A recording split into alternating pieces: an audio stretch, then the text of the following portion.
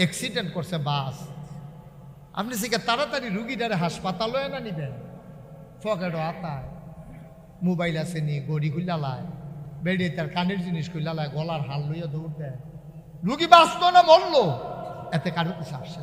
আহারে মানুষ রে, আমরা কি মানুষ রয়েছি হলো? মাঝে মাঝে নিজের মানুষ পরিচয় দিতে লজ্জা করে। এই যদি হয় মানুষ, এই মানুষটা আল্লাহ বানাইতে চান নাই, এই মানুষ বানাইতে চান নাই।